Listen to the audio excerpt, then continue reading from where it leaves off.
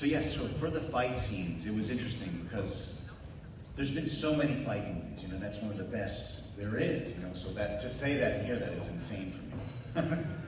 I'm not even going to address it. But I wanted to see, how I can show something, and I had this rule where we're not going to go in the ring. We're going to stay on the outside, and I said to Maceo, the cinematographer, our camera people have third-tier passes. We're going to stay in the back, and you have to fight your way through to get to see it.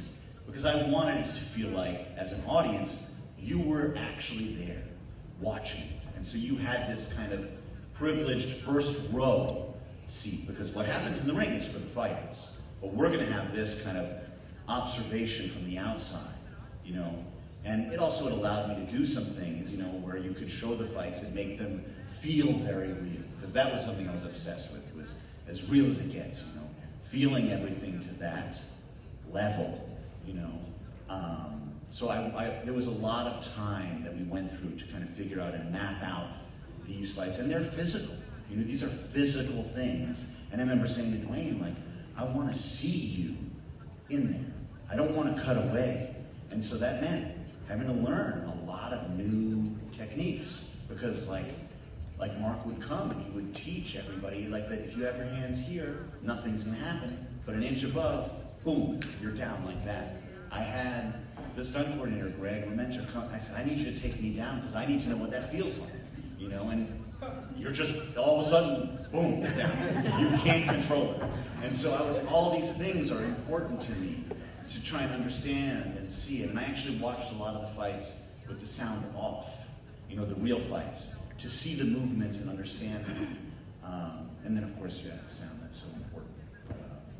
And if I could say, Benny he talks about the fighting in the ring and his approach, filmmaking-wise, to shooting it. The same could be said for our scenes where we fought and the fight happens at home. The house was built very specifically to hide the cameras, and that was one of the things I feel like in the big final fight that happens between Mark and Don. We didn't see a camera, we didn't see a lighting set up. It was just the house and just us. And we were there. And which lent itself to just living in the moment and being, as Benny said, as real as it could be. I can't tell you how many times we would finish a scene and then we would all just give each other a hug. Because we were just... Yeah, we all just felt like we were in it, together. I was delighted that there was a woman in the midst of it, because I think there was a lot going on behind closed doors of what it means to live with a fighter, be with a fighter, the all-consuming world of that.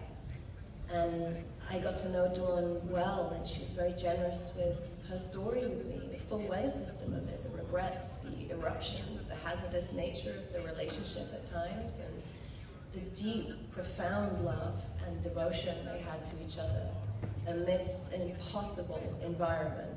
So I think it was an incredibly exciting relationship to put on screen. I think I had been a part of a lot of relationships that essentially are more curated to a movie-fied relationship, and this just felt like the full spectrum of what a relationship really looks like.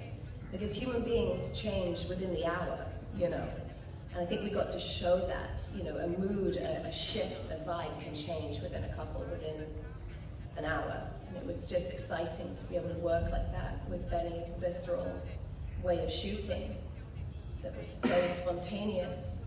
So it was just like the guardrails came off for us every day, and I worked with my dear friend who, it was one of the most extraordinary things, seeing him completely disappear, like spooky for all of us. I remember when he walked in as Mark for the first time, changed the air in the room.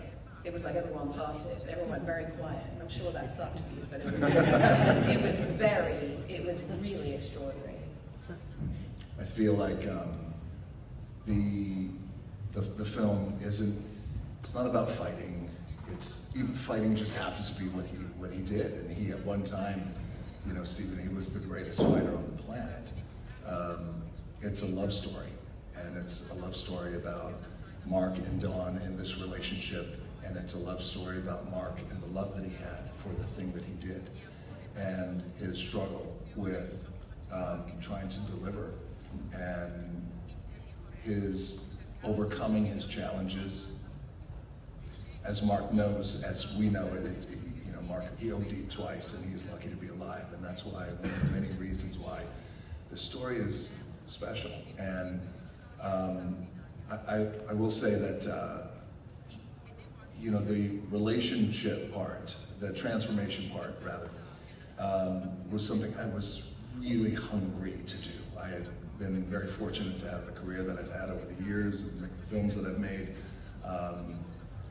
But there was just voice inside of me, the little voice that, oh, what if I could do more, and I want to do more, and what does that look like? And from the beginning, from the time we worked on Jungle Cruise together, you know, she really encouraged and believed in me and said, you know, there's a place that you can put all the stuff that you have gone through as a kid. And I'm very close with Emily and shared a lot of everything that I've gone through. And she goes, and that place is what you love to do, which is acting.